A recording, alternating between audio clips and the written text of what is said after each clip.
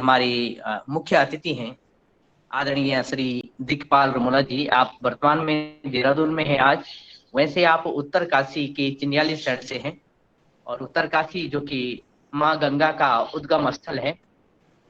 और आप जो यानी जो हमारे मुख्य अतिथि हैं वो संस्कृति और समाज के कई पहलुओं पे काम करते हैं, युवाओं को जोड़ते हैं। जिस तरह से हम योगाहार में जुड़ते हैं तो उस तरह से वो योगा जो प्रदेश के युवा हों या अन्य प्रदेशों में अपने प्रदेश के युवा हों या विदेशों में हों, उनको जोड़ने का काम करते हैं।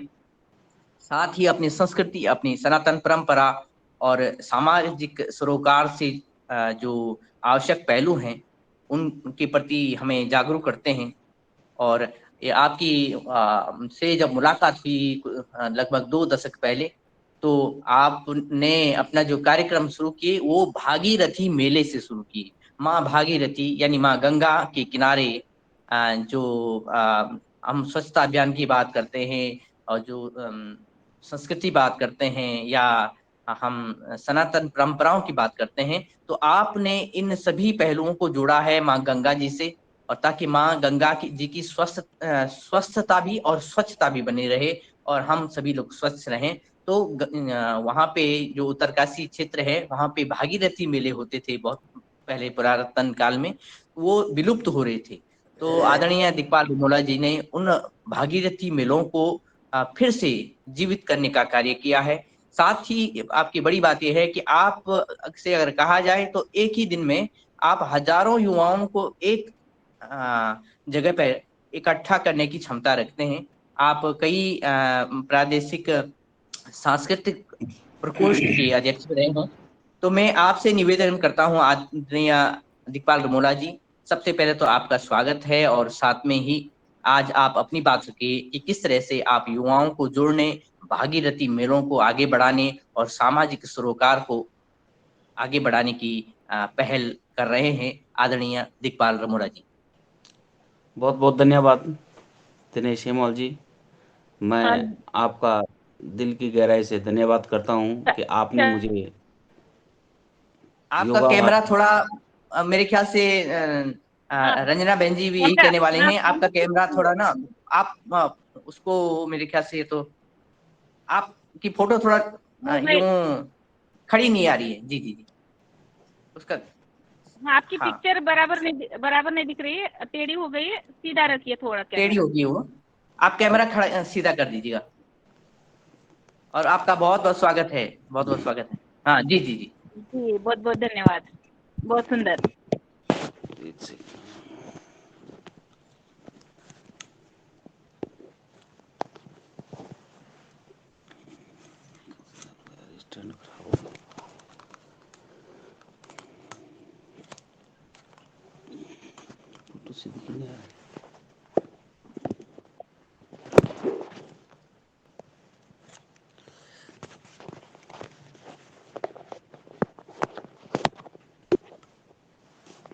हाँ, आप सही है। आप अपनी बात रखिए किस तरह से आप किसानों को, युवाओं को सामाजिक पहलुओं पे और सांस्कृतिक पहलुओं पे जोड़ते हैं। जी, और बहुत बहुत साथ में आप धन्यवाद अच्छे कवि दिनेश भी हैं। हेमवाल जी, और योगाहार में जुड़े सभी भाई भगिनों को मैं दिल की गहराई से धन्यवाद करता हूँ।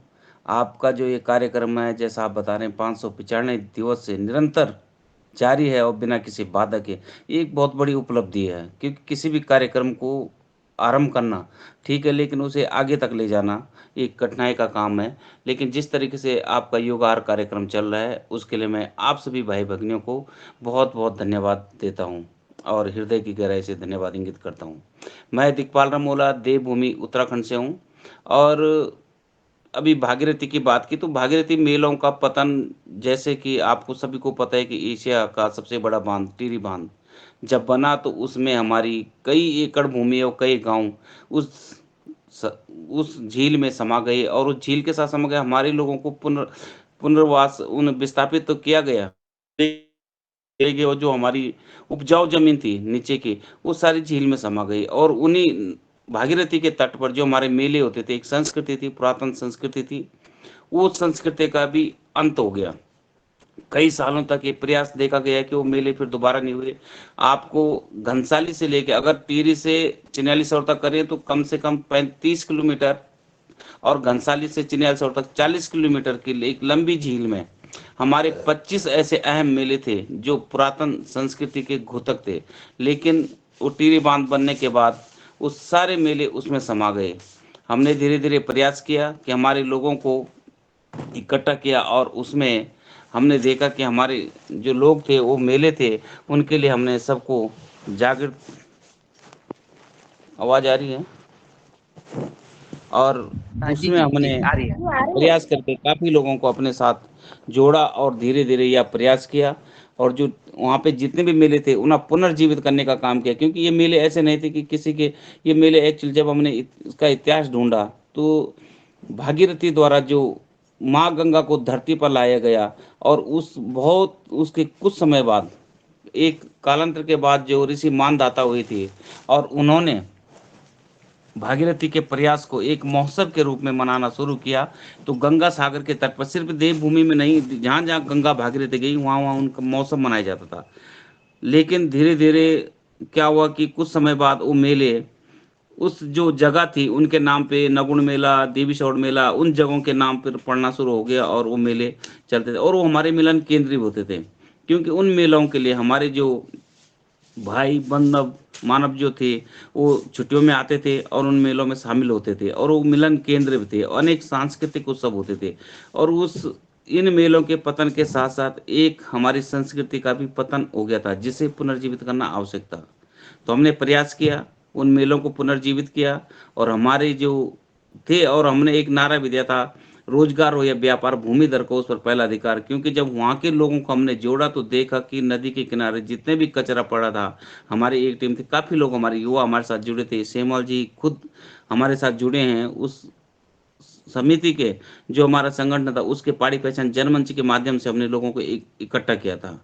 और वहाँ पे हमने अनेक चीज़ों को सफाई, और जो प्लास्टिक जो यात्रा करने आए, गौमुख तक जितने भी मेले लगते थे और जो भी वहाँ पे आते थे वहाँ कचरा फेंके जाते, तो धीरे धीरे हमने उनकी सफाई करना शुरू किया, और अभी भी आज भी वहाँ पे इतना कचरा है कि हम उसे उसकी प्रयास में हैं और लगातार उसे स्वच्छ करने में लगे हुए हैं। भारत सरकार ने भी एक कार्यक्रम चलाया था नमामि गंगे नाम से, और उसमें भी उन लोगों ने अब तो काफ़ी सफाई हो गई है, और इस प्रकार का नहीं मिले। और जब इन मेलों को हमने पुनर्जीवित करने का प्रयास किया तो देखा कि उनके साथ साथ लोगों युवाओं का रोजगार भी उनका साथ उनको भी जोड़ा, किसानों को जोड़ा, और अनेक किसान और अनेक 18,000 से ज़्यादा लोग हमारे साथ एक समय में जुड़ गए थे, जो विदेशों में थे, बाहर थे, अन्य राज्यों में थे, सबको जोड़ा, और धीरे धीरे उसको हमने आगे बढ़ाते आए हैं।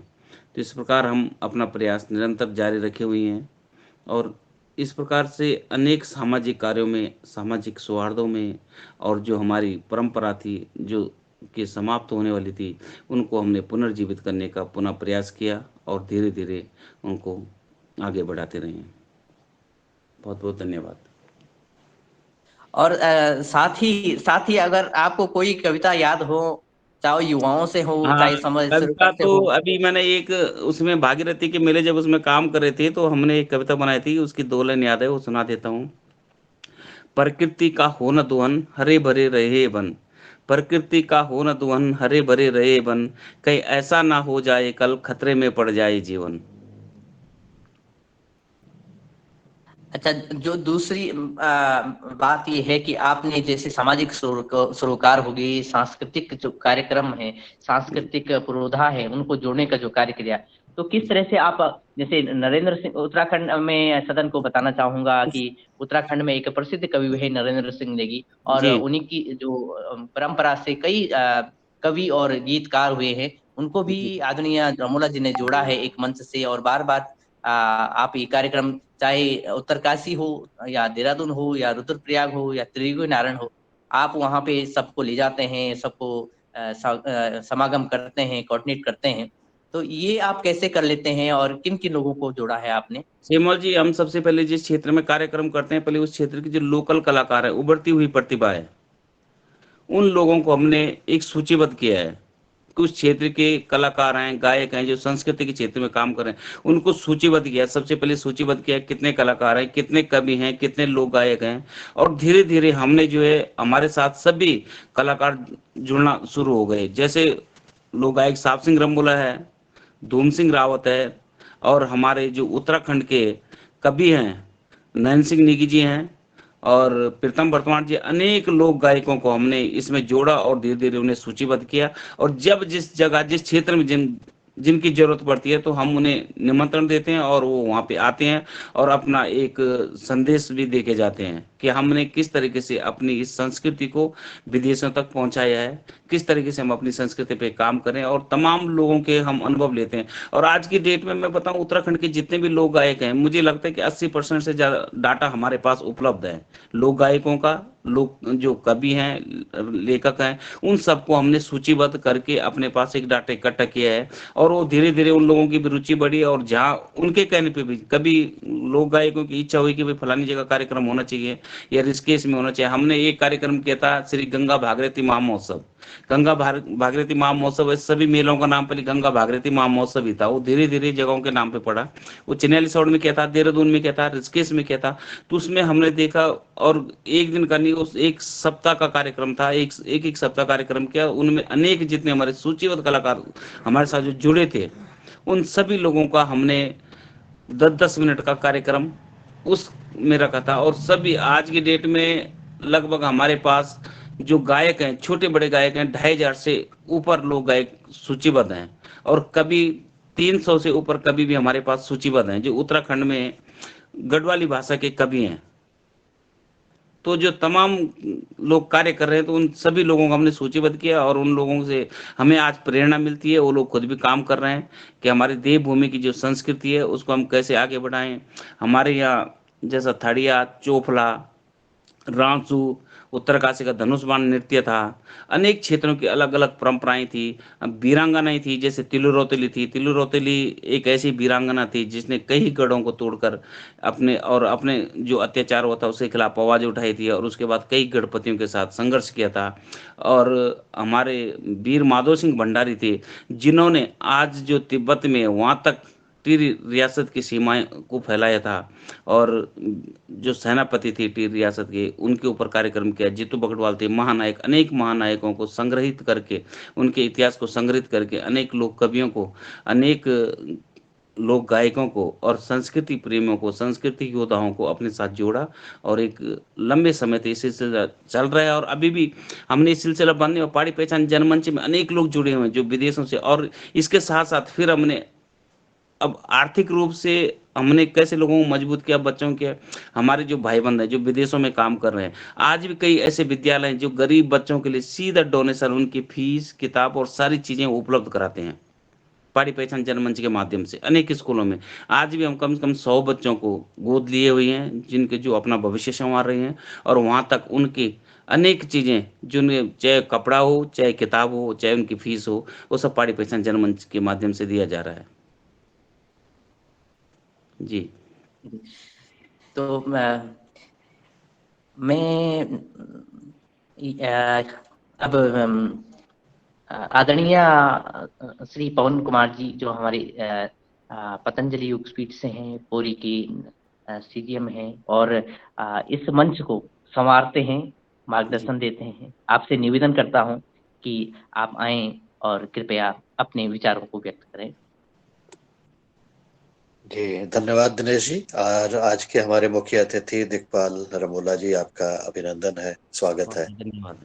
और इस बहुत सुंदर कार्य आप इस मंच के माध्यम से, ये सांस्कृतिक मंच, यही हमारी जो संस्कृति है, यही हमारी जान है।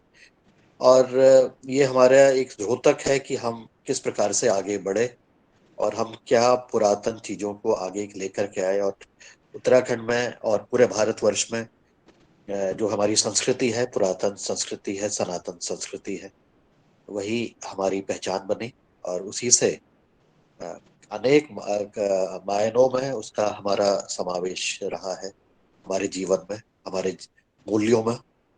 और बहुत सुंदर आपने वर्णन किया टिहरी झील के आसपास के क्षेत्र का, जो डूबा है। मैं भी जब भ्रमण के लिए जाता था उत्तराखंड के टिहरी के दोनों झीलों के, दोनों नदियों के तरफ में, तो कई बार जब ये झील का पानी धीरे धीरे बढ़ रहा था या झील का पानी की आने की तैयारी हो रही थी और धीरे धीरे धीरे ये डूब क्षेत्र ऊपर की तरफ बढ़ रहा था, तो मैंने देखा अनेक बार वहां के महिलाएं विशेष रूप से अ, ऊपर से जो शायद विस्थापित रही होंगी या आसपास के गांव की होंगी, वो ऊपर जो रोड के किनारे है या किस जगह पर बैठ करके कई बार वो रोते भी थी। और वो शायद देखती थी कि हमारी जो संस्कृति थी, हमारा जो लगाव है, वो शायद मेले वहां पर जो होते थे या वहां के जो जंगल थे, जमीन थी, चरवाहे थे, मकान थे, वो डूबते हुए देख रहे थे, हम भी देख रहे थे। तो कई बार हम जाते जाते उनको रोते हुए सुनते थे और हम मैं ये सोचता था कि शायद उनकी जमीन जा रही है इसलिए वो रो रहे हैं।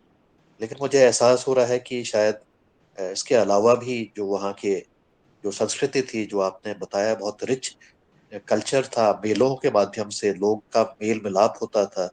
एक गांव के लोग अनेक गांव के लोग आपस में मिलते हुए रहे होंगे, शायद वो यादें भी उनको याद आ रही होंगी और इस तरह से बहुत सारी उनकी यादें रही होंगी। तो धीरे धीरे मैंने भी इस डूब क्षेत्रों को एक नदी के रूप से लेते हुए एक तालाब के रूप में भी देखा और उसके भी उतार चढ़ाव मैंने देखे जब मैंने भ्रमण किया आज से 10 साल पहले, 12 साल पहले। तो जी। वो सब यादें हैं और बड़ा जो वहाँ की और इसके साथ ही जो इस क्षेत्र में, इस पर्वतीय क्षेत्र में, उत्तराखंड में विशेष रूप से, यह अनुमत हर एक जगह पर यही स्थिति थी।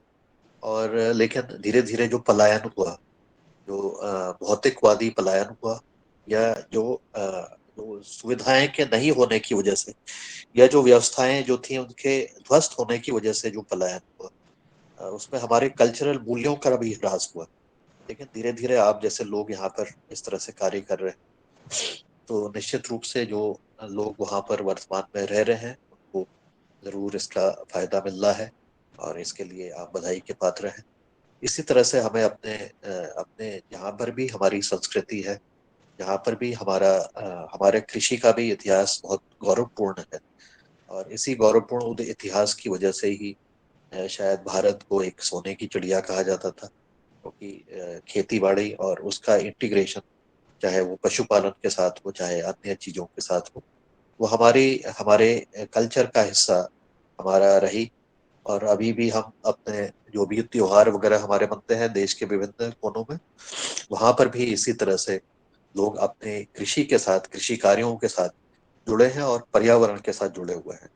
तो इस तरह की ये जो बातें हैं पर्यावरण से और हमारे कृषि से, प्रकृति से और उसका मानव का जो अटूट संबंध है, वह चीज हमारे पूरे भारतवर्ष की विविधता भी है और उसका एक आइडेंटिटी भी है। और उसी की वजह से हम अपने आप को और उसके साथ जो अन्य आयाम जुड़े हुए हैं, ये कल्चर के साथ, इसमें योग भी था, उसमें और भी चीजें भी थी और भी चिकित्सा की पद्धतियां थी। ये सब धीरे धीरे मॉडर्न जमाने के वजह से होने की वजह से इसका ह्रास हुआ है और इस ह्रास को अब हम धीरे धीरे जो चेतना आ रही है, एक नया युग निर्माण की तरफ हम लोग बढ़ रहे हैं, ऐसा एक महसूस हो रहा है। तो इसको हम आगे जारी रखेंगे और विभिन्न राज्यों की, अनेक स्थानों की जो संस्कृति है, इसका भी आदान प्रदान हमारे बीच में हो, इस मंच के माध्यम से भी हो, अन्यथा भी अ, इसका चले, जिससे कि हम एक दूसरे के बारे में और अच्छी तरह से जानें।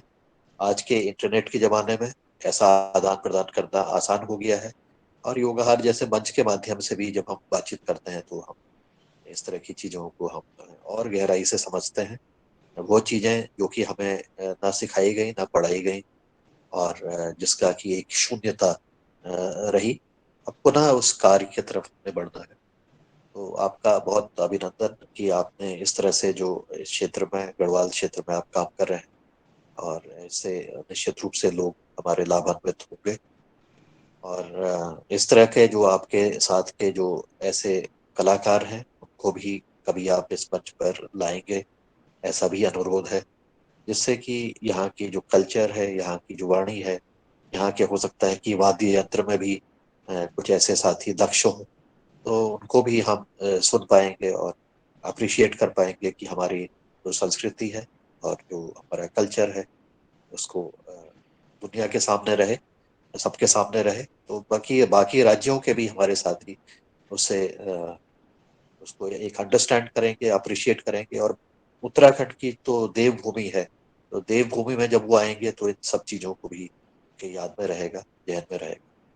तो यही कहते हुए आपको पुनः एक बार अभिनंदन करते हुए और आज की हमारी योग शिक्षिका को भी अभिनंदन करते हुए कि उन्होंने बहुत अच्छी तरह से योग कराया। इस ठंड के मौसम में भी थोड़ा सा पसीना तो निकला ही, हालांकि मुश्किल होता है पसीना निकलना, लेकिन उन्होंने बहुत अच्छी तरह से योग आसन प्राणायाम सब कराया।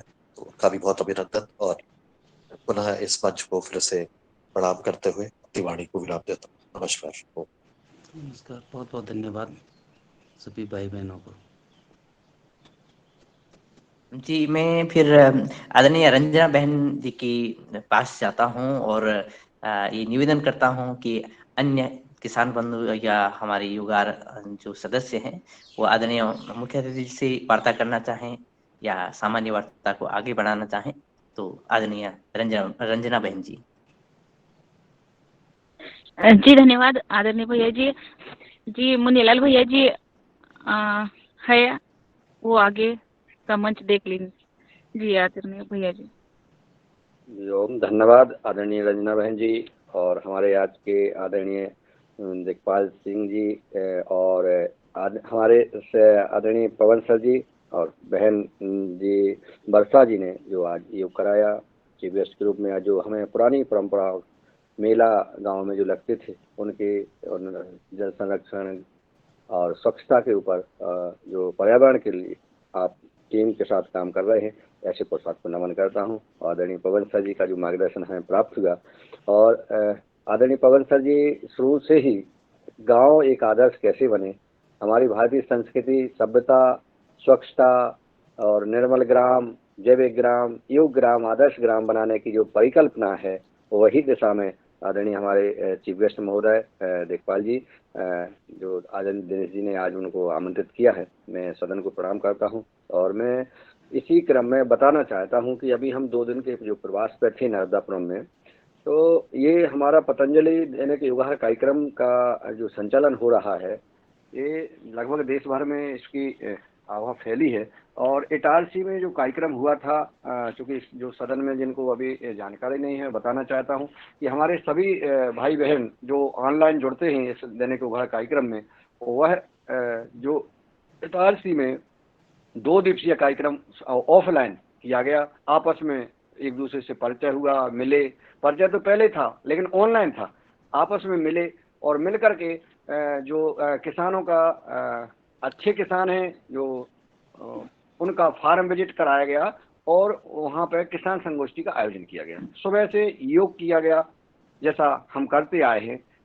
इसका प्रभाव नर्मदापुरम में तो पड़ा ही, अन्य राज्यों में भी पड़ा। और नर्मदापुरम के जो शासकीय कुसुम स्नाकोत्तर महाविद्यालय उनके द्वारा एक 2 दिवसीय योग एवं किसान संगोष्ठी चुनौती एवं संभावनाएं क्या हो सकती हैं जैविक खेती के ऊपर, ये संगोष्ठी रखी गई थी। और उसमें जबलपुर से साइंटिस्ट आए थे और अन्य जगह से भी कृषि महाविद्यालय, हॉर्टिकल्चर और अन्य वक्ता सामाजिक कार्यकर्ता जो आए थे, उनको 2 दिन उनकी व्याख्यान हुआ।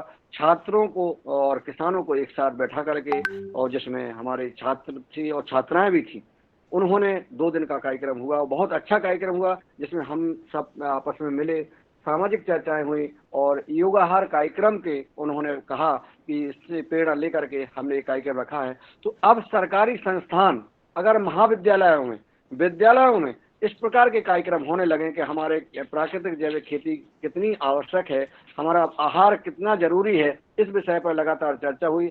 हमारे रूप सिंह जी का भी संबोधन हुआ और मुझे भी वहाँ आमंत्रित किया गया था। और हमारे रामकृष्ण रघुवंशी जी ने वहाँ अपनी जो पतंजलि समृद्धि कार्यक्रम के अंतर्गत फार्म लैब बनाया था उसका भी प्रेजेंटेशन, उसको उत्पाद किया स्टॉल भी वहाँ लगाया था। हमारे रूप सिंह जी का भी और स्टॉल लगा था। तो हमारे शरद वर्मा जी का, शैलेश का और शरद ब्रह्म और हमारे कंचन जी का भी वहाँ सम्मान हुआ कि जिन्होंने भारत में सबसे अधिक उत्पादन करके माननीय नरेंद्र भाई मोदी जी से जो अवार्ड सम्मानित हुई थी, उनका भी सदन वहाँ महाविद्यालय ने सम्मान किया। शरद जी का भी संबोधन हुआ। तो यह कार्यक्रम पूरा योगाहार परिवार पर जो है निर्भर था अपने मार्गदर्शन से, और ये कार्यक्रम हुआ। बहुत खुशी की बात है कि अब संस्थान भी ये कार्यक्रम आयोजित करने लगे। मैं सदन को अवगत कराना चाहता था कि ऐसा ये कार्यक्रम जो चल रहा है, इसी प्रकार से मेरा निवेदन है कि अन्य अन्य जिनके जो परिचय में महाविद्यालय है या विद्यालय है, वहाँ पर भी हम कार्यक्रम कर सकते हैं, क्योंकि छात्रों को अब पढ़ाया जाना बहुत ज़रूरी है। एग्रीकल्चर के बारे में बताया जाना बहुत ज़रूरी है। तो ये कल की 2 दिन का फिर हम लोगों ने किसानों का विजिट किया। पीजीएस के जो हमारे किसान थे, वो ग्रुप लीडर और किसान आए, उनका भी वहाँ आपस में संवाद हुआ। और फिर हम लोगों ने अपने जो जैविक प्रमाणीकरण के ग्रुप हैं, उनके खेतों पर जाकर के विजिट किया, उनसे चर्चाएं की, और सबको बहुत अच्छा लगा। और ये आशा और विश्वास है कि माँ नर्मदा जी की कृपा से हमारे कुशल नेतृत्व आदरणीय पवन सर जी और सभी साथियों की तरफ से जो शुरुआत की गई है नर्मदापुरम से, तो लगता है कि नर्मदापुरम अब निश्चित जैविक होगा, बनेगा, इस ऐसी उम्मीद है। मैं सदन को प्रणाम करता हूं। और मैं आगे रमेश चंद्र मेहरा जी, वो भी हमारे साथ थे, मैं उनको सुनूंगा। फिर शरद वर्मा जी और रामकृष्ण रघुवंशी जी जरूर अपनी बात रखें, कैसा आपने अनुभव किया और आगे क्या संभावनाएं हैं और आपके मन में क्या विचार है। आदरणीय रमेश चंद्र मेहरा जी सादर आमंत्रित हैं, अगर सदन में हो। नहीं है सर जी। जी सदन को नमन। 2 दिवसीय प्राकृतिक जैविक खेती संभावनाएं और चुनौती पर जो गोष्ठी हुई है, उस गोष्ठी में हम लोग शामिल हुए। आदरणीय मुनीलाल जी तो पहले ही दिन पहुंच गए थे और उन्होंने योग वहां पर सुबह से योग किया। मैं भी पहुंच गया था, परंतु मैं लेट पहुंचा और गोष्ठी में हम शामिल हुए। गोष्ठी में हमारे जो वक्ता थे, उन्होंने मुख्य बातें जो बताई, उन्होंने कहा कि सफाई पर विद्यार्थी बैठे थे, उन्होंने विद्यार्थियों से कहा कि आप अपने आसपास घर इसकी सफाई पर विशेष ध्यान दें, और ये जितनी भी पन्नी है, इन पन्नियों को एक बाटल में मतलब भर के रखें। जो पानी पीने की बाटल है वो कहीं भी मिल जाती है, उस बाटल में उन पन्नियों को इकट्ठी करें और वो पन्नियां कॉलेज में दे दें। वो उन बाटल को वो सज्जन जो है जिन्होंने वो ले जाएंगे, ऐसा उन्होंने बताया। तो ये सफाई। दूसरा, उन्होंने जल संरक्षण पर बात की कि हमें जल संरक्षण पर विशेष ध्यान देना चाहिए और कम से कम पानी का उपयोग हम करें। ये उन्होंने वहां पर पहले वक्ता ने जो है हमको सीख दी। उसके बाद आदरणीय रघुवंशी जी ने, रामकृष्ण रघुवंशी जी, जो हमारे योगाहार के सदस्य भी हैं और पतंजलि किसान सेवा समिति से जुड़े हुए हैं, उन्होंने अपना जो उत्पाद लेकर के आए थे, उन उत्पादों को वहां पर प्रदर्शित किया, उनकी गुणवत्ताओं को बताया कि वो किस तरह से है। और साथ में उन्होंने एक बहुत अनुपम एक चीज बनाई है, जो सहजन यानी मुनगा के राख का उपयोग कर रहे हैं। उसको उन्होंने बताया कि उससे किस तरह से पौधे की बढ़वार होगी और किस तरह से वो आगे बढ़ेंगे। हमारे आदरणीय भाई शरद वर्मा जी ने विद्यार्थियों को जोश बढ़ा और उन्होंने कहा कि आप जो है युग का परिवर्तन कर सकते हैं, मेहनत करें, परिश्रम करें, और यहाँ पर जो बातें सुनी हैं उन सबको सुना। कल का दूसरे दिन का जो प्रोग्राम था वो और भी महत्वपूर्ण रहा। इसमें जो जबलपुर से सिद्धू जी आए थे, उन्होंने कॉलेज के साथ एक MOU किया है और उसमें ये किया है कि उन्होंने हिंदी में समझाया कि 2 प्रक्रिया है, एक अनुसंधान और दूसरा एक, जैसे मुर्गी अंडे को सहती है, वो सहने की प्रक्रिया। इनके ऊपर वो काम कर रहे हैं। और उन्होंने कहा है कि हम विद्यार्थियों को जो है इसका प्रशिक्षण देंगे। उसका उन्होंने कुछ चार्ज भी रखा है, और उसका यदि अच्छा कोई यूनिक आइडिया रहा तो वो उस यूनिक आइडिया से वो न केवल लखपति वरन यदि वो बढ़ जाता है तो करोड़पति बन जाएंगे। प्रशिक्षण में वो उनको सबको पेटेंट तक का जो है प्रक्रिया बताएंगे। इस तरह से उन्होंने जानकारी दी। विद्यार्थियों को उन्होंने 2 भागों में बांटा। एक जिनका बायां दिमाग काम करता है वो अलग प्रकार के होते, दायां दिमाग करता है वो अलग प्रकार के होते। इस तरह से उन्होंने जो है कॉलेज के प्रोफेसरों को कहा कि आप इस तरह से इन छात्रों को डिवाइड करें और इनका जो है इस तरह से मूल्यांकन कर और इनको आगे बढ़ाने का प्रयास करें। तो ये कार्यक्रम आदरणीय मुन्नीलाल जी ने योगाहार के संबंध में वहां पर पूरी जानकारी दी और भी बच्चों को प्रेरणा दी। इस तरह से वह कार्यक्रम बहुत अच्छा रहा। हम भी वहां पर उपस्थित रहे। हमारे रूप सिंह जी जैसे आदरणीय मुन्नीलाल जी ने बताया, सब लोग हुए। दूसरी बात, योगाहार का प्रभाव ये है कि जो हम बंबई से हमने जिनको बुलाए थे, अशोक व्यास को, उनके माध्यम से वहां जो 25 किसान काम कर रहे हैं, उन कामों का भी हमें मूल्यांकन करना था कि किसान जो है वो उनके काम से संतुष्ट है या नहीं है। तो जितने भी किसानों के साथ वो 25 किसान हैं, हमने लगभग 7 किसानों से बात की। सारे किसान संतुष्ट हैं, वो काम कर रहे हैं। और उस हमने वहां पर दी कि ये जो किसान यहाँ जैविक उत्पादन कर रहे हैं, इनका ही जो है उत्पाद जो है अब सुन्नी मालवा में बिके, ऐसी भी बात वहां पर हुई है। तो लोगों ने ये कहा है कि हम उस उत्पाद को वहां पर बेचेंगे। हमारे पूर्व के जो भारत स्वाभिमान के अध्यक्ष आदरणीय दीपक पालीवाल जी थे, कुछ दिन पूर्व उनके पिताजी का स्वर्गवास हो गया। पूरी योग की टीम यहाँ पहुंची, उनको श्रद्धांजलि दी। उनको भी बहुत अच्छा लगा और हम लोग भी, कम से कम पूरा योग का परिवार वहां पहुंचा। ये भी एक बहुत अवसर था कि सब लोगों, उन्होंने भी फिर से हमारी।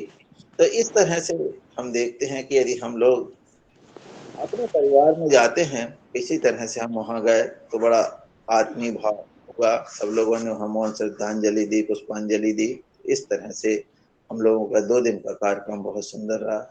और आपको आदरणीय, हम वहां से जब चले तो कार्यक्रम के पश्चात हमारे आदरणीय प्रदीप वर्मा जी, जिन्होंने हमको लड्डू वाफले खिलाए थे, उनके यहाँ हम गए। वो परिक्रमा से लौटे थे, उनका हमने वहां पर सम्मान किया। बहुत अच्छा लगा। उनके जो प्राकृतिक खेत है, बहुत सारी, उसको भी हमने देखे। और फिर आदरणीय वर्मा जी के घर तो आप जानते ही हैं। हम और भी किसान को लेकर के गए थे कि भाई आप लोग भी देखिए कैसा होता है।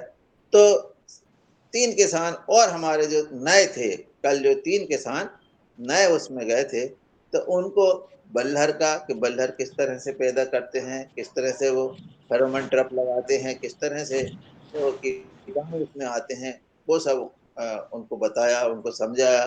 कब बोना चाहिए ये भी बताया, कब निकल जाना चाहिए ये भी बताया, कैसे लगाने से लाभ होगा ये भी बताया, गोभी का प्लाट भी बताया। और फिर जो उनका आतिथ्य प्रेम है वो तो अद्भुत है ही। सब लोगों को बढ़िया गाजर का हलवा और जो रह गए। हम सब लोगों ने तो बहुत, एक बार नहीं 2 बार तो आया।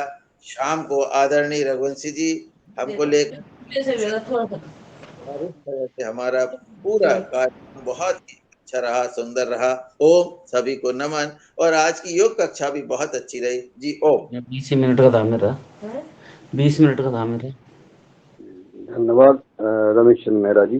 और मैं आदरणीय शरद वर्मा जी को सादर आमंत्रित करता हूँ कि वो आए। 20 मिनट 8 बजे तक तो और भी तो है जानकारी जिन्होंने देना। आदरणीय शरद वर्मा जी तक शायद मेरी आवाज पहुंच रही है, नहीं पहुंच रही है। तो मैं आदरणीय रामकृष्ण रघुवंशी जी हैं क्या सदन में? नहीं है। चलिए, मैं अब आमंत्रित करता हूँ आदरणीय रवि आदित्य जी को। रवि आदित्य जी आए और आज की योगाहार कार्यक्रम के बारे में, और आपके पास कोई नई स्टोरी, कोई किसान का अनुभव, तो आप सादर प्रस्तुत करने का चेष्टा करें। आदरणीय रवि आदित्य। मैं तो पूरा 1 घंटा ले लेता, लेकिन थोड़ी तैयारी होती है। जी मुनीलाल जी, बहुत बहुत धन्यवाद। और मैं तो आज थोड़ी सी विलम्ब से जुटा था, लेकिन जब से ये परिचर्चा में शामिल हुआ, ये जो मुझे सबसे जो सार्थकता थी योग के बाद की, जो आदरणीय पवन सर ने जिस इसकी शुरुआत की, और ये बहुत ही सार्थक परिचर्चा है, क्योंकि इसमें जैसे उन्होंने जिक्र में भी कहा कि एक सांस्कृतिक धरोहर जो है अपने समाज के साथ, प्रदेशों के साथ में, जिसका हम ये कह सकते हैं ना कि संवहन हम लोग कर रहे हैं, कि एक जगह से दूसरी जगह की जानकारी, एक दूसरे की बातों को करने के साथ साथ में उस चीज़ों को आप आगे एक अग्रदूत के रूप में लेके जाना, जैसे जिसकी चर्चा अपने आदरणीय मुनीलाल जी ने अभी भी कही।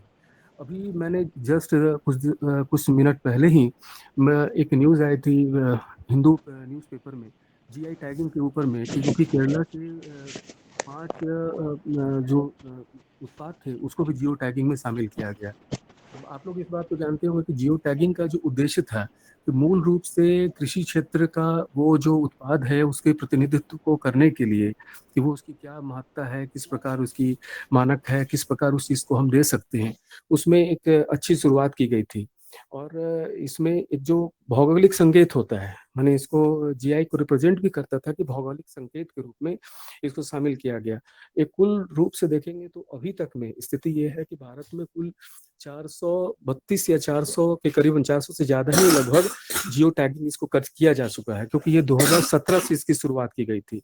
और अभी 2022 में जैसे ये करंट, ये कल का ये आया था कि केरल से उसमें नए उत्पादों को जीआई टैगिंग किया गया।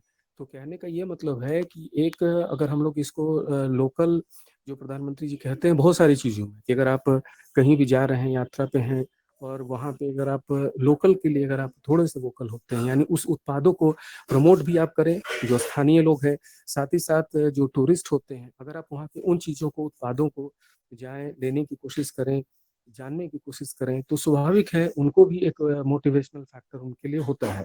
तो एक जो उद्देश्य है हमारे किसान के दृष्टिकोण से अगर आप देखा जाए, कि जिन मुख्यतः जो अभी के समय में जो 4 राज्यों को चिन्हित किया गया था, 4 राज्यों में जो इसकी प्रक्रिया हुई है, लद्दाख में, असम में, महाराष्ट्र में, तेलंगाना में, तो उन सब राज्यों के अलावा में अगर आप देखिएगा तो इसके साथ में एक बहुत ही सकारात्मक उद्देश्य भी जुड़ा रहा, कि भाई इसके साथ में किस चीज़ों को हम महत्व में डाल सकते हैं, उस चीज़ों को हम कैसे परचेज में कर सकते हैं। साथ ही साथ में अगर अगर इसमें एक सांस्कृतिक रूप से देखिए, तो क्योंकि अभी हम लोग मिड दिसंबर में लगभग हम लोग हैं, तो इस चीज़ में एक जो सांस्कृतिक रूप से अगर आप देखिए तो किन चीज़ों को हमारे लिए, अगर आप इसको थोड़ा सा, अगर अपने आप को थोड़ा सा पुनरावृत्ति की ओर लेके जाए, कि जनवरी से दिसंबर तक में सांस्कृतिक रूप से देश के अंदर में क्या क्या बदलाव हुए, किस चीज़ों को हमें कहें कि नहीं ये एक चीज़ ऐसी थी जो कि हमारे दृष्टिकोण से एक बदलाव की सूचक में रही। तो उस बदलाव के रूप में अगर आप अपने आप को टटोलेंगे, तो कुछ अगर आप मंदिरों को के रूप में आप देख सकते हैं, कुछ निर्णयों के रूप में आप देख सकते हैं, और उसका मूल्यांकन आप अपने दृष्टिकोण से भी कर सकते हैं। जैसे कि हम लोग की एक अच्छी कार्यक्रम, सफल कार्यक्रम इस योगाहार से जुड़ी हुई थी जब हम लोग इटारसी में मिले थे, क्योंकि अभी जो ऑनलाइन से ऑफलाइन की ओर हम लोग गए और सारे लोग वहाँ मिले, सारे लोगों ने एक दूसरे को जाना, एक परिवार के रूप में जाना। ठीक उसी तरह से अगर किसी चीज़ को आप मूर्त रूप से देखते हैं, कि भाई एक ऐसी कोशिश थी जो, जिसे भागीरथ प्रयास ही आप कह सकते हैं, कि जिसको हम लोगों ने काशी विश्वनाथ टेम्पल के रूप में देखा, जिसे हम लोगों ने उज्जैन के कॉरिडोर के रूप में देखा। तो एक ऐसी जो सांस्कृतिक विरासत को हम लोग संभाल रहे हैं, लेकिन उसको आगे लेकर के जाना, ये एक बहुत ही जरूरी है हम सभी लोगों के लिए, कि पहले उस चीज़ को जानना कि हमारे अंदर कितनी चीज़ें हैं, साथ ही साथ इस चीज़ों की महत्ता कैसे है। जैसे कल एक पोस्ट भी आई थी कि प्रयागराज में जो एक जैविक बाजार के साथ साथ, जो आप लोग को याद होगा कि एक हम लोग चर्चा में आए थे इसमें भी, कि क्या हम लोग भगवान को वो प्रसाद दे सकते हैं जो शुद्ध हो।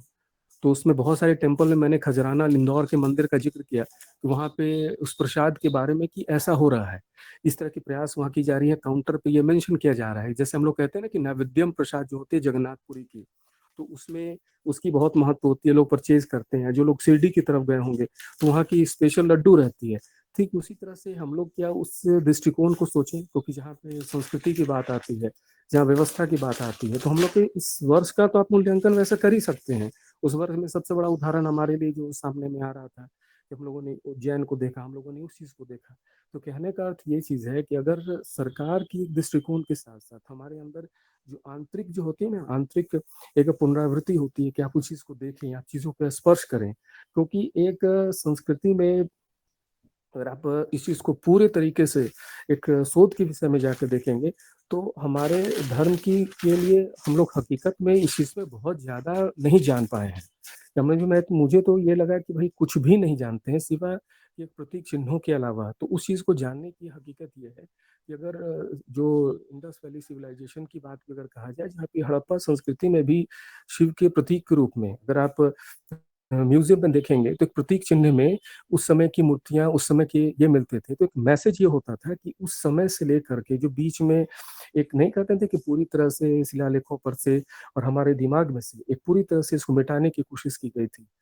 एक सौभाग्य हमारे लिए था कि ये जो पीरियड हमारे लिए है 2014 के बाद से कम इन सब चीजों के लिए दोबारा से इसकी पुनरावृत्ति हो रही है। एक चर्चा में वो विषय है, वो एक संशोधन का विषय है कि एक समाज के रूप में आप चिन्हित कैसे भी कर सकते हैं, एक धर्म के रूप में आप चिन्हित कर सकते हैं, एक बदलाव के रूप में चिन्हित कर सकते हैं, एक अधिकार के रूप में आप चिन्हित कर सकते हैं।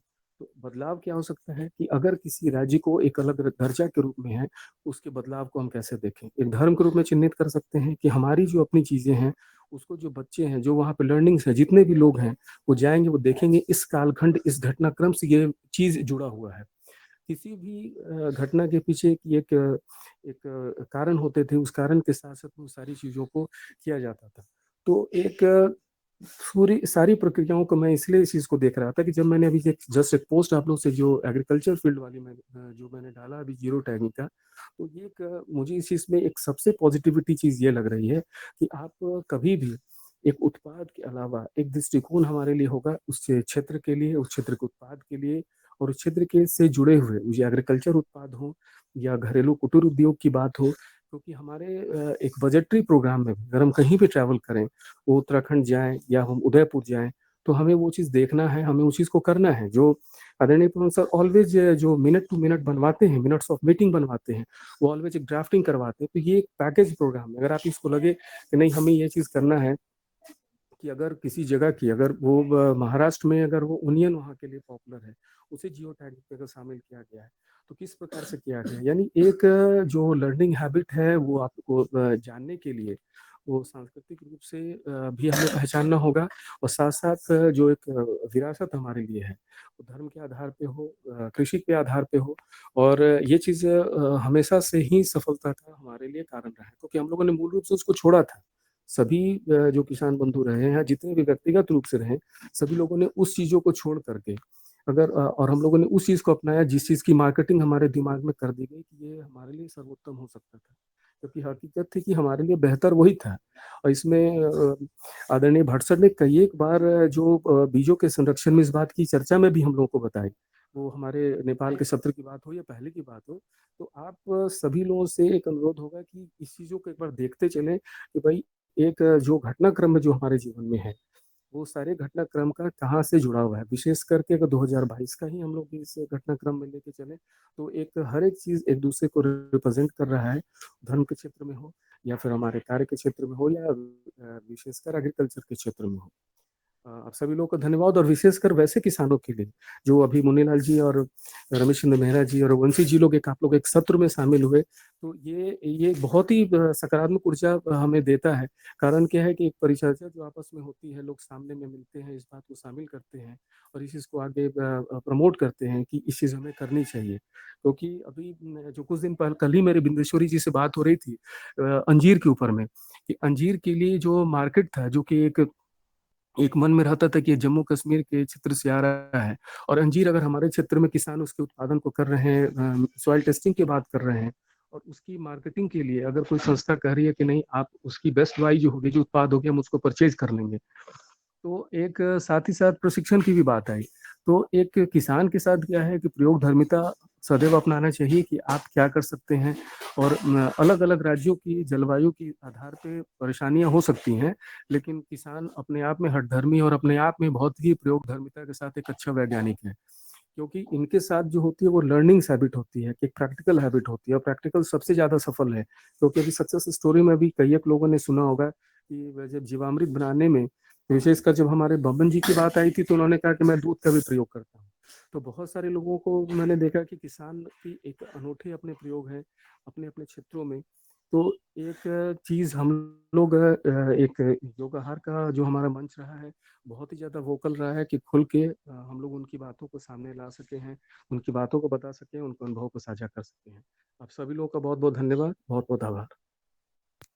धन्यवाद आदरणीय रवि आदित्य जी, बहुत महत्वपूर्ण आपका ने अपनी बात रखी है। और सदन प्रणाम करते हुए सुन भी रहे हैं। सदन अनुलोम विलोम कपालभाति करते रहते हैं उपस्थित, और अपने वक्ता को सुनते हैं। और जब अनुभव की बात आती है तो हमारे शरद वर्मा जी का जो अनुभव है वो उन्होंने किसी की नकल नहीं की है। उन्होंने खुद जो है जो कीट नियंत्रण का प्रपंच लगाया है, प्रकाश प्रपंच, वो कल देखा। और उन्होंने बल्लर यानी सेम की खेती, हम बल्लर बोलते हैं, हमारे यहाँ सेम बोलते हैं, प्रति एकड़ 2 लाख रुपए का मुनाफा का प्रैक्टिकल उन्होंने बताया। कल किसानों को जो बताया, चाहे वो तो 1 एकड़ में अगर 2 लाख की बचत हो रही है किसान की, तो किसान को इस प्रकार की अगर प्रेरणा मिलती है तो इससे अच्छा और क्या हो सकता है। इस योगाहार कार्यक्रम के माध्यम से सब मिल रहा है किसानों को, सिर्फ हमें लेने समझने और करने की जरूरत है। अगर शरद वर्मा जी तक मेरी आवाज पहुंच रही हो तो आप बेरी के नीचे आ जाएं और हम सबको संबोधन करने का कष्ट करें उस कार्यक्रम के बारे में और अपने बल्लर के बारे में। सदन को कोटि कोटि प्रणाम। आप अपनी बात रख सकते हैं। सदन को कोटि कोटि प्रणाम। आज नहीं आ रही जो मुन्नीलाल सर जी मुन्नीलाल सर जी ने बताया, जैसे बल्लर की में नहीं है। आप हेलो, अगर बेरी के नीचे आ जाएं तो आप बात करिएगा। आवाज आ रही है शरद भैया? सर आ रही है ना? जी जी जी जी जी आ रही है। नहीं, आदरणीय वर्मा जी की आवाज आ रही है, जी जी जी जी जी जी ठीक है भाई जी। सभी को कोटि कोटि प्रणाम। और जो मुन्नीलाल सर जी कल लेके आए थे किसानों को मेरी फील्ड पर, तो मैंने बल्लर की खेती के विषय में बताया। लेकिन मैं सदन के माध्यम से बताना चाहता हूँ, जैसे अपन लोग पढ़ते थे तो क्लास में कुछ लोगों के नंबर्स ज्यादा आते थे। आप कितने कुछ कर लो तो कुछ के नंबर्स ज्यादा आते और कुछ के नंबर कम आते हैं। ऐसे ही सब्जियों का है, अगर आप सब्जियों को टाइम से नहीं उगाएंगे, एक जब पैसा ज्यादा मिलता है जब नहीं निकालेंगे तो आप फिर पैसा नहीं कमा सकते। यहाँ के क्षेत्र में जब बल्लर स्टार्ट होती है तो हमारी बल्लर खत्म होने को आ जाती है। हम लोग बल्लर है 70 से 100 रुपए किलो तक बेचते हैं।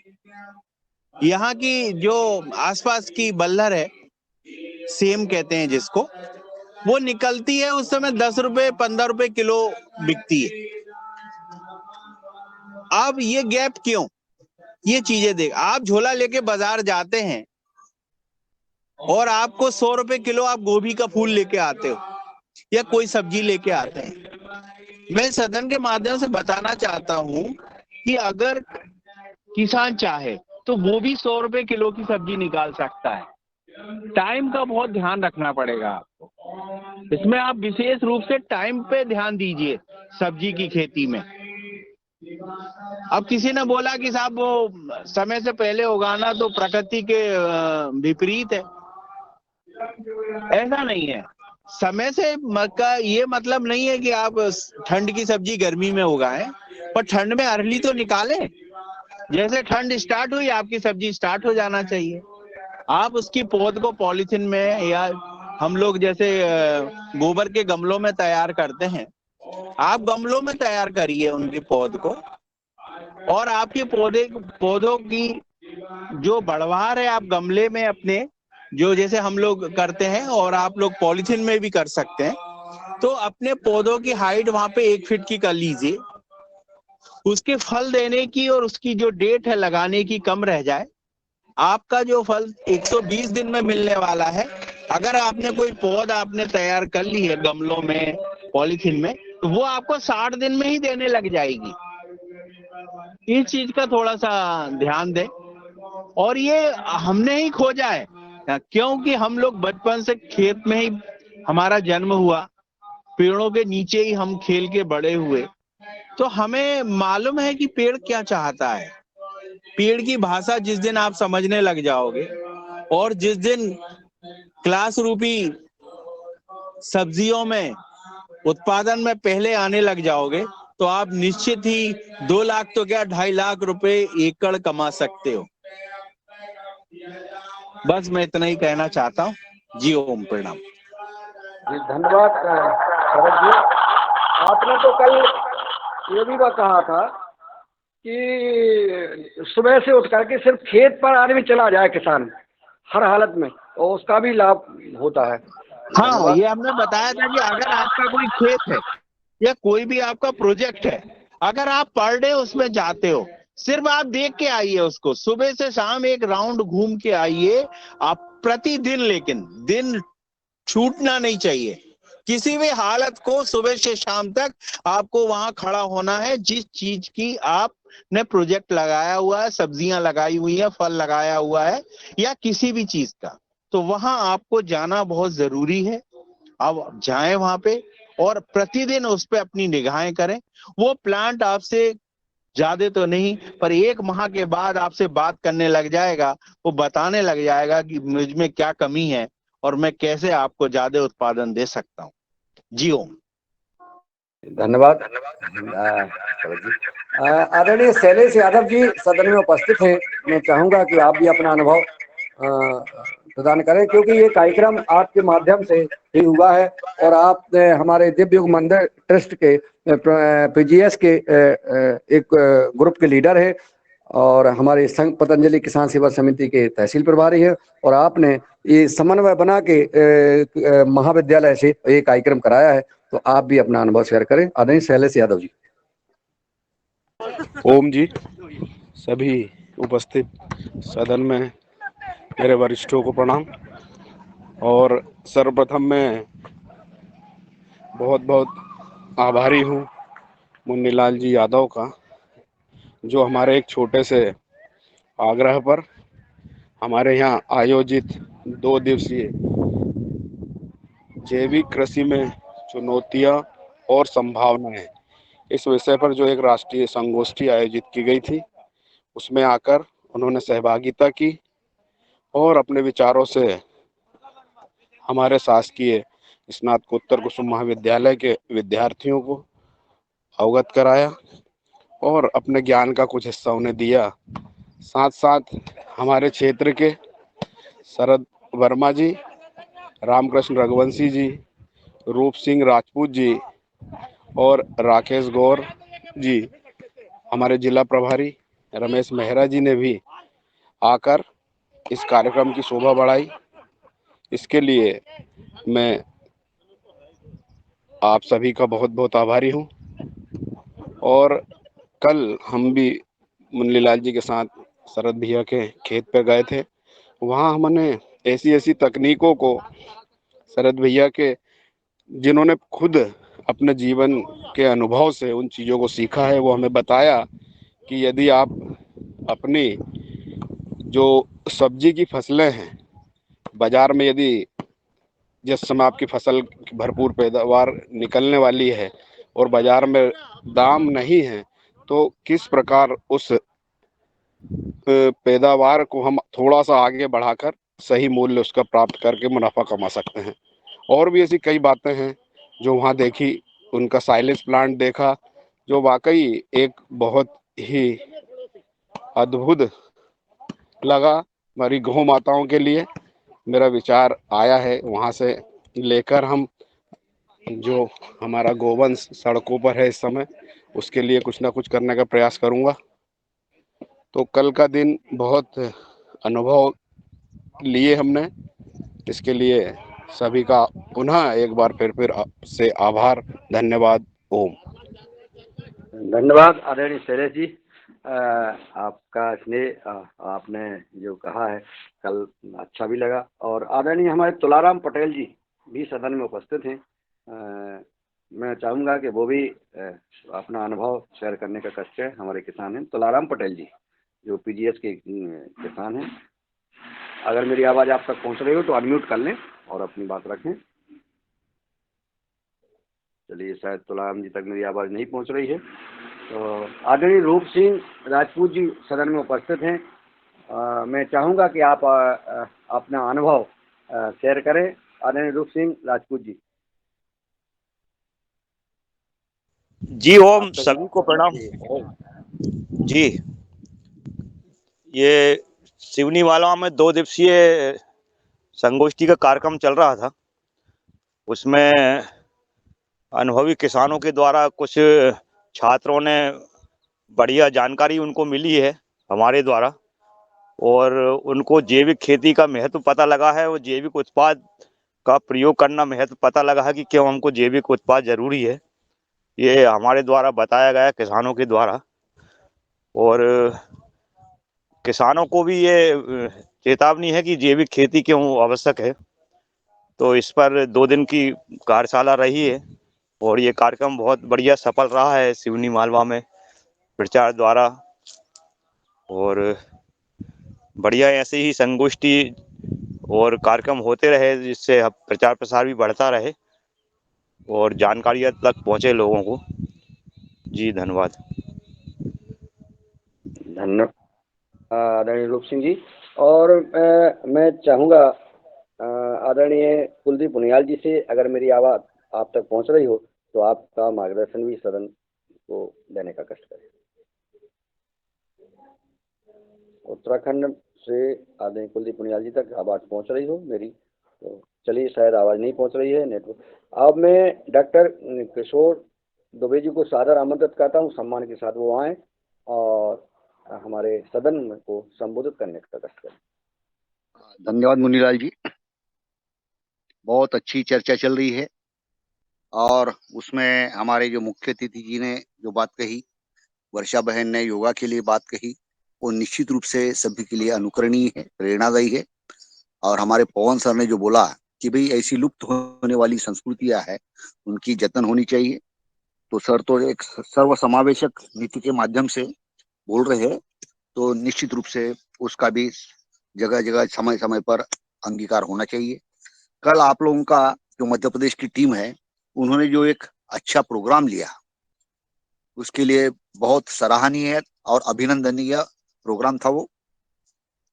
उसमें काफी बातें जो बताई गई है, उसमें शरद जी की जो एक बात है वो बहुत महत्व की है कि जैसा वैज्ञानिक कई दिन से बोल रहे हैं कि भाई आप सीजन से एक तो पहले लो या फिर लेट लो, सीजन पे भड़ीमार यदि कर देते हो तो निश्चित रूप से फसल की जो कीमत मिलती है वो उतनी अच्छी नहीं मिलेगी।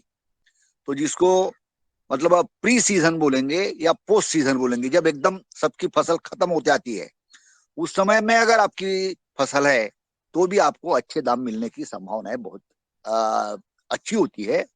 और उसके लिए उन्होंने जो तरीका बताया वो निश्चित अनुकरणीय है कि कुछ दिनों तक, यानी 40-50 दिनों तक यदि पौधों को हम पॉलीथीन में या छोटे गमलों में अगर बढ़ाते हैं और उसके बाद में यदि उसको ट्रांसप्लांट करते हैं, अगर प्री सीजन लेना है, तो ये एक बहुत अच्छा तरीका उन्होंने बताया। जो मतलब कम से कम जो सब्जियां लेने वाले जो लोग हैं, तो ऑफ सीजन लेने के लिए बहुत अच्छी चीज होती है। हमारे महाराष्ट्र में यह तकनीक 25-30 वर्ष के पहले कॉटन में लिया जाता था। पंजाब राव कृषि विद्यापीठ के डॉक्टर तैयब करके थे, उन्होंने ये बोला था कि भाई कॉटन कपास की खेती अगर अब उसमें आना है तो जून में ही उसकी बुआई होनी ही चाहिए। लेकिन कई बार ऐसा था कि भाई बारिश आती है नहीं आती है, तो उन्होंने यही कहा था कि मई में आप द्रोण में पत्तों के द्रोण लेते हैं, उसमें आप बुआई करो और 10,000 5,000 जितने भी आपको चाहिए घर में ही उसको बड़ा करो, और बड़ा करने के बाद में जब अच्छी बारिश हो जाती है उसके बाद में उसको टोकन पद्धति से लगाओ। तो जिन्होंने लगाया था उनको बहुत अच्छी फसलें आई थी। लेकिन जैसा कि अब 25-30 साल के बाद आज हम देखते हैं कि जीवामृत घनामृत बनाने में ही तो घर के बच्चों को या नई पीढ़ी को मतलब उतनी लगाव नहीं है। तो यही एक चीज हो गई है कि भाई ऐसा डायरेक्टली कौन करेगा, उसमें और भी मेहनत कौन करेगा। तो ये जो चीजें है, ये चीजों में बदलाव लाने की निश्चित जरूरत है। तभी प्रचार प्रसार हम करेंगे तो ही ये नई पीढ़ी उसके तरफ, और मुनाफा जब उनको आएगा तभी वो होगा। तो इसके लिए प्रचार प्रसार की जो कुछ चीजें हैं उसमें निश्चित रूप से जो चीजें की जा सकती है, कई बार मेरे मन में आया है और मैंने इस मंच पर साझा भी किया है, उसी को थोड़ा मैं दोहराता हूँ कि अब हमारा टारगेट होना चाहिए स्कूल कॉलेज के बच्चे। मैं 3-4 दिन के पहले यहाँ पे जो डिप्टी कमिश्नर है ऑर्गेनिक फार्मिंग के नागपुर के, उनसे मिलने गया था मैं, कि जो 8-9 जिले के मुखिया थे। और एक वो बहुत हमारे इधर अब असेंबली है तो असेंबली में बहुत व्यस्त थे, इसके बावजूद उन्होंने मुझे 5 मिनट का समय दिया। तो मैंने उनको बोला कि सर ऐसी ऐसी बात है और हम चाहते हैं कि आप डिप्टी कमिश्नर हो, 8 जिले की जो भी एग्रीकल्चर वाले आपकी पूरी मशीनरी है, मशीनरी के माध्यम से यदि हम कुछ कार्यशालाएं ले सकते हैं या प्रबोधन कर सकते हैं और स्टूडेंट्स में जा सकते हैं तो बहुत बड़ी चीज बन जाएगी। तो उन्होंने बोला आप स्टूडेंट्स के बारे में क्यों सोचते हैं? मैंने बोला सर जब तक स्टूडेंट्स स्कूल के कॉलेज के इसमें अवगत नहीं होंगे तो नई पीढ़ी ये ऑर्गेनिक फार्मिंग की तरफ नहीं जाएगी, और ऑर्गेनिक फार्मिंग की तरफ वो नहीं जाएंगे तो उनके जरिए जो डिमांड आनी चाहिए है ऑर्गेनिक फूड्स की वो नहीं आएगी। और वो नहीं आएगी तो आज बोला ऑर्गेनिक फार्मर्स बहुत है लेकिन उसके लेवा उनका जो उत्पाद है उनको लेवाल कोई नहीं है। तो सिर्फ हम फार्मर्स पे कॉन्सेंट्रेट करेंगे तो कोई ज्यादा आउटपुट आएगा हमको नहीं लगता, जिससे कंज्यूमर्स निर्माण होंगे और कंज्यूमर्स में एक मूवमेंट निर्माण होगी तभी किसानों का भला हो जाएगा। तो मेरी तरफ देखते रह गए, वो बोले ऐसा तो हमने कभी सोचा ही नहीं था, हमारा तो पूरा ध्यान जो रहता है पूरा ध्यान सिर्फ किसानों की तरफ, किसान अपनी लागत कैसे बढ़ाए, क्या क्या लागत कैसे कम करे और उत्पाद कैसे बढ़ाए इसी पे सोचते हैं। तो उन्होंने मुझे बोला कि अब एक असेंबली होने दो आपका, बोले हम एक स्पेशल जिले यानी 8-10 जिलों की जो लोग आएंगे उसके सामने आपका हम व्याख्यान रख देंगे। मैंने बोला व्याख्यान की जरूरत नहीं है, मैं इंटरेक्शन करने के लिए आ जाऊंगा। तो मेरा कहने का मतलब ये है कि इस तरह से हमको नए नए कंज्यूमर्स ढूंढना है, नए नए कंज्यूमर्स में मूवमेंट निर्माण करनी है। और इसका सरल तरीका है कि स्कूल कॉलेज जहाँ पे बड़ी संख्या में छात्र छात्राएं हैं उनके तरफ हम जाए, गीत संगीत के माध्यम से, अपनी संगोष्ठी के माध्यम से, छोटी छोटी किताबों के माध्यम से उनके पास जाए। मैं फिर भी डिजिटल टेक्नोलॉजी होने के बावजूद छोटी किताबें इसलिए बोलता हूँ क्योंकि डिजिटल टेक्नोलॉजी का एक जो मतलब हमको सबको आदत हो गई है कि मैसेज देखते दिन भर, दिन 2 दिन 3 दिन देख लेते हैं, उसके बाद ऑटोमेटिक डिलीट भी हो जाता है या हम डिलीट कर देते हैं, स्टोरेज नहीं होना चाहिए।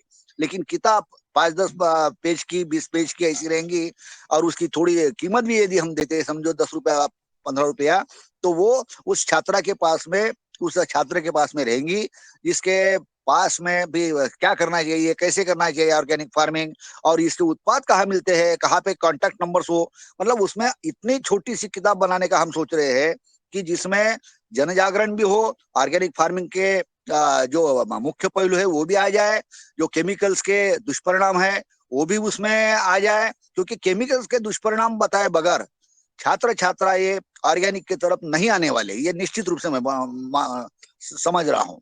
तो उसके दुष्परिणाम भी आ जाए, फिर ऑर्गेनिक फार्मिंग के फायदे क्या होते हैं वो भी हो जाए, और उसकी सरल तरीके क्या है वो हो जाए, और उसके उत्पाद कहाँ मिलते हैं उन्होंने यानी कुछ कॉन्टेक्ट नंबर, भले ही जिले में जिन्होंने स्टोर डाले हैं 1-1, 2-2 नंबर्स या कॉन्टेक्ट पर्सन जिसको बोलेंगे वो डाले जाए। तो और इस तरह की छोटी किताबें यदि हम जाते हैं, प्रोग्राम लेते हैं।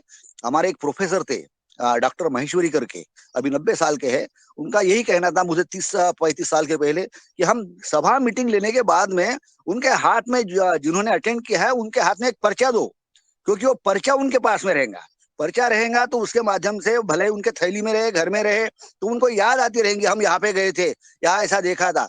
वो याद अगर रखने का तरीका है तो एक पर्चा दे बगैर नहीं आना, ये बात को हम समझ रहे हैं। तो इसलिए ऐसी छोटी किताबें भला हम यदि बना सकते हैं, भले हिंदी में बने ताकि सभी स्टेट वाले उसको उपयोग कर सकेंगे, तो इसका भी एक प्रयास मन में है।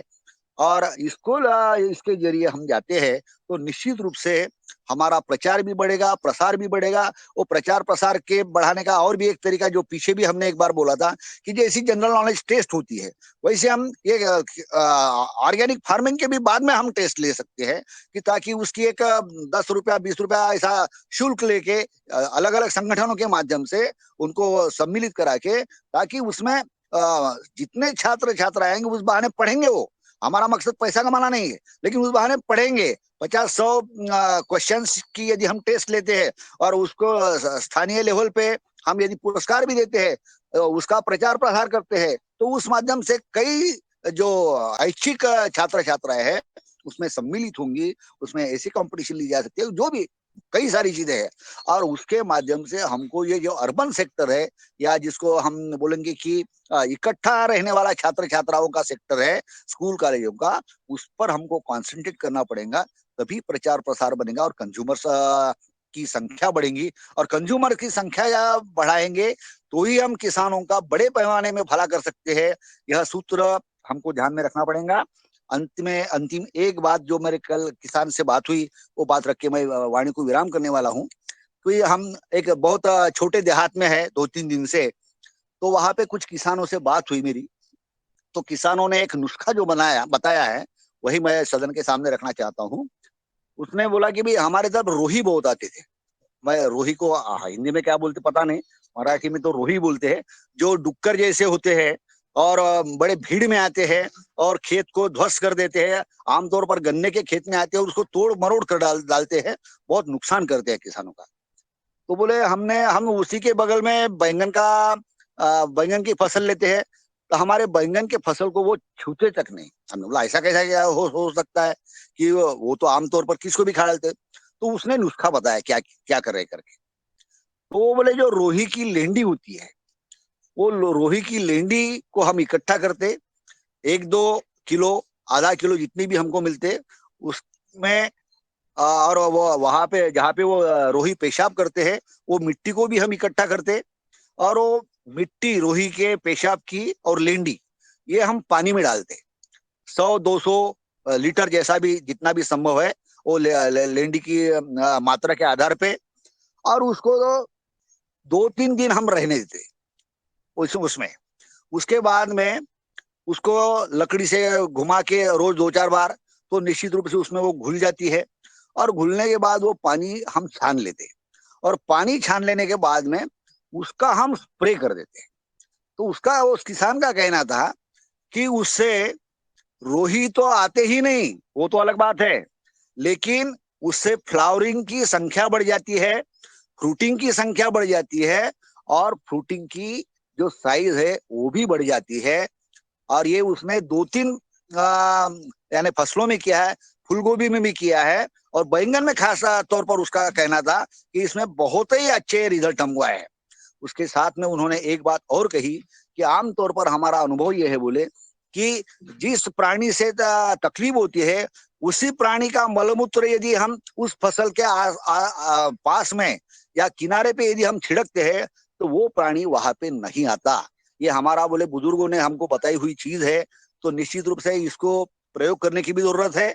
और तो उसमें बकरी की लेंडी है, यानी घोड़े की लीद है जिसको बोलते हैं, कि जिसकी बहुत ही गंदी बास आती है। उसका ये भी कहना था कि ये जो रोही की लीद है, तो इसकी इतनी स्मेल आती, बोले कि हमारे शर्ट पैंट जो भी है वो खेत में रखने पड़ते हैं, वो हम घर में नहीं ला सकते, और कई दिनों तक उसकी जो स्मेल है, इतनी बदबूदार स्मेल होती है, बोले कि रोही गलती से भी वहां पे नहीं आएगा। यह बात मैं सदन के सामने प्रयोग के लिए जो भी कर सकते हैं तो वो निश्चित रूप से करे। इन्हीं शब्दों के साथ में मैं मेरे वाणी को विराम करता हूँ। धन्यवाद। धन्यवाद आदरणीय डॉक्टर साहब। किसी का सवाल हो डॉक्टर साहब से तो सादर आमंत्रित थे, कोई अनम्यूट करके अपनी बात रख सकते हैं। कोई किसान भाई, कोई वैज्ञानिक, सदन में उपस्थित भाई बहन कुछ जानना चाहते हैं तो अपनी बात रख सकते हैं। मंच सबके लिए खुला हुआ है। अब मैं आदरणीय मुनीश्वर राज जी को सादर आमंत्रित करता हूँ, जो आए और वो भी मार्गदर्शन दें। धन्यवाद आदरणीय मुनीलाल जी। आज के मुख्य अतिथि दिगपाल सर ने जो बात बताई निश्चित रूप से बड़ी ही प्रेरणादायक रहा। और उसके बाद जो आदरणीय पवन सर का जो चर्चा था कि वो देखते थे वहां जाने के बाद, और कुछ महिलाएं वहां देख करके उनके मन में कुछ रोने जैसी जो कार्यक्रम रहता था कि रोती भी थी। निश्चित रूप से वो बात मेरे दिमाग में भी आया और मैं अपनी बात को थोड़ा सा उसी से बढ़ाना चाहूंगा कि हम लोग भी जब छोटे छोटे बच्चे थे और जब अपने गांव में जो खलिहान हुआ करता था उस समय जहाँ पे हम लोग खेला करते थे, जहाँ क्रिकेट खेला करते थे, आज वो सारी जगहें बिल्कुल घर बन गए हैं, कहीं कोई जगह नहीं है। तो जब वहां पे जाने का मौका मिलता है तो रोते तो नहीं है, लेकिन अंदर से ये जरूर थोड़ा सा लगता है कि काश आज भी अगर ये सब खाली रहता तो जो गांव के बच्चे हैं वो निश्चित रूप से खेलते। आज कहीं कोई जगह नहीं, अपने दरवाजे पर ही बच्चे साइकिल चलाते हैं, रोड पर भी नहीं जा पाते ताकि कोई एक्सीडेंट ना हो जाए। वो बड़े बड़े मैदान हुआ करते थे, पशु को लोग छोड़ देते थे, जो चारागाह होता था वो भी गवर्नमेंट ने सब शेड्यूल कास्ट और जितने लोग जिनके पास या तो जमीन नहीं था या जो लोग उस तरह के थे जो अपनी व्यवस्था बना करके पट्टा ले करके सारी चीजें वो खत्म हो गई।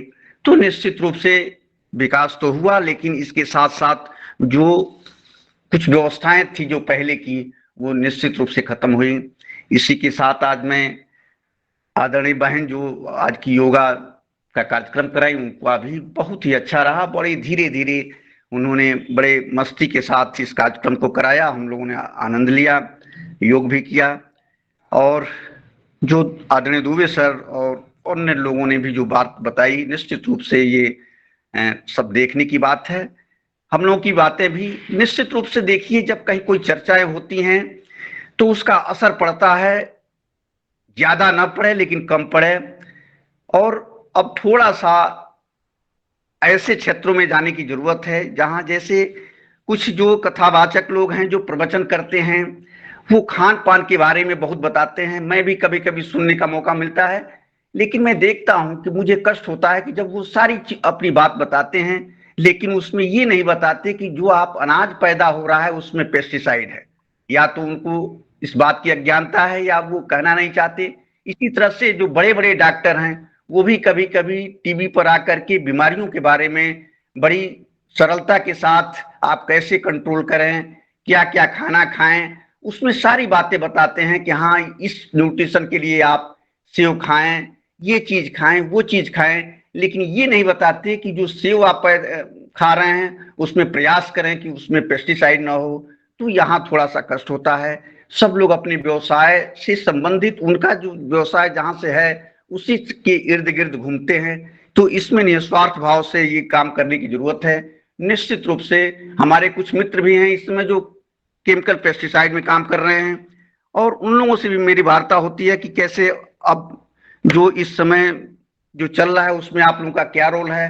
तो वो लोग भी बताते हैं कि निश्चित रूप से अब हम लोग गांव में भी जाते हैं, जब अपना कार्यक्रम करते हैं तो अपनी बात तो बताते हैं, लेकिन यह कहना नहीं भूलते कि नहीं आप लोग ये भी काम करिए। तो वो लोग भी जैविक की तरफ थोड़ा सा अपना रुझान, गोबर की खाद, कंपोस्ट खाद, हरी खाद, ये सब आप डालिए, वो लोग भी अब करना शुरू कर दिए। साथ में अपनी बात भी, क्योंकि उनका वो व्यवसाय है तो वो भी अपना बताते हैं। उनका ये भी कहना है कि कुछ कंपनियां अब ये प्रयास करने लगी हैं कि जो दवाएं आ रही हैं उसमें भी कुछ इस तरह की दवाएं आना शुरू हो गया कि जिसका असर बहुत कम होता है, और अगर उस उतने दिन के बाद उस फसल को कटाई की जाए या उस फ्रूट को तोड़ा जाए या उस सब्जी को तोड़ा जाए तो उसमें बहुत ही कम अवशेष रह जाते हैं। तो प्रयास तो हर क्षेत्र से हो रहा है, लेकिन निश्चित रूप से आने वाले समय में और कुछ करने की जरूरत है और लाभ मिलेगा। इसी के साथ मैं अपनी वाणी को विराम दूंगा। धन्यवाद। धन्यवाद आदरणीय भुवनेश्वर राय जी, महत्वपूर्ण उद्बोधन आपका। और आपने जो कहा है निश्चित है कि हमें चर्चाएं होना चाहिए सामाजिक स्तर पर, और उससे चर्चाओं से निश्चित है कि समाज पे असर होता है। मैं चाहूंगा आदरणीय दिनेश जी सेमवाल जी को कि आए और अपने विचार के साथ, अपने सुझाव के साथ आज इस कार्यक्रम को समापन की ओर ले जाएं और आभार भी आप ज्ञापित करने का कष्ट करेंगे। ओम। जी आदरणीय, बहुत बहुत धन्यवाद। और पुनः सदन के सभी आदरणीय सदस्यों को नमन। जिस तरह से आज की चर्चा रही योग से लेकर के और जो हमारे जैविक खेती की, और जो आपने कल परसों के जो कार्यक्रमों के बारे में विवरण दिया, और साथ में आज के मुख्य अतिथि जी ने जो वार्ता रखी, ये योग आहार का एक अलग स्वाद लगातार और निरंतर बढ़ता जा रहा है। और जैसे कि आज के मुख्य अतिथि जी ने बताया और साथ में पवन सर ने वो यादें रखी कि किस तरह से महिलाएं असल में एक बहुत पुरानी विरासत हमारी गंगा के किनारे थी, और हमने बांध बनाने से उसको उजाड़ दिया। तो निश्चित ही वो हृदय विदारक दृश्य और वो यादें रही हैं उन क्षेत्रों की महिलाओं के लिए, उन सभी पुरुषों के लिए, किसानों के लिए और वहाँ के निवासियों के लिए।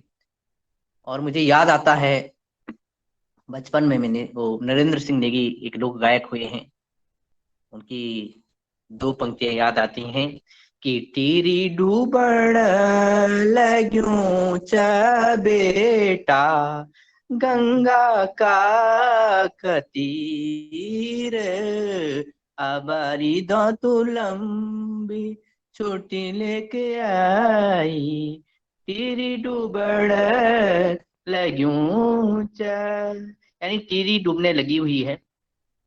बहुत पुरानी सैकड़ों साल की विरासत डूब रही है गंगा के तट पर बांध के कारण। और जब ये गीत स्थानीय लोग सुनते थे, माताएं बहनें अभी भी सुनती हैं, तो उनकी आंखों में आंसू आ जाते हैं। और जो अगर हम भी वहां पे होंगे तो हम भी नम आंखों के नहीं रह सकते। तो ये कृषि की भी यही विदारक, यही कष्ट वाली घटना है। इसलिए हम जैविक खेती और प्राकृतिक खेती की बात कर रहे हैं। और संस्कृति हो, कृषि हो, टूटन अच्छी नहीं होती। इसलिए ये योगाहार परिवार का ये मंच बना है जोड़ने के लिए।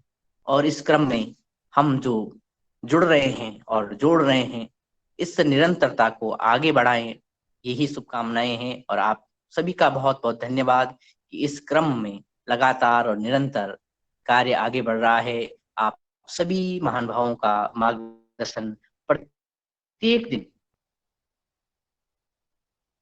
एक नए पहलू को लेकर के, एक नए अनुभव को लेकर के, एक नए विद्यालय को लेकर के, एक शिक्षा जगत से लेकर के कृषि जगत तक ये आगे बढ़ रहा है।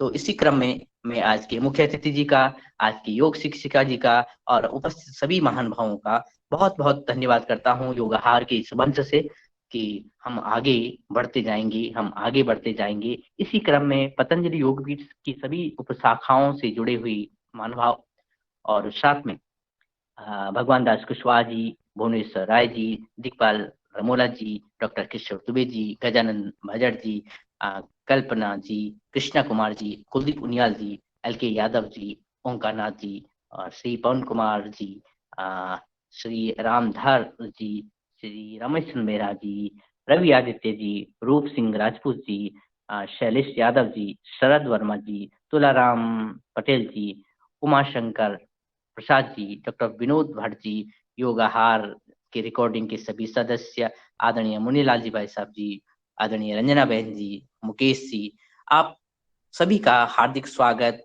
बहुत बहुत धन्यवाद, आभार, प्रणाम। आपका भी बहुत बहुत धन्यवाद आदरणीय दिनेश सेमवाल जी। आज आपने हमारे चीफ गेस्ट महोदय को आज आमंत्रित किया और हमेशा पुरुषार्थ करते रहते हैं, चिंता करते हैं योगाहार कार्यक्रम की।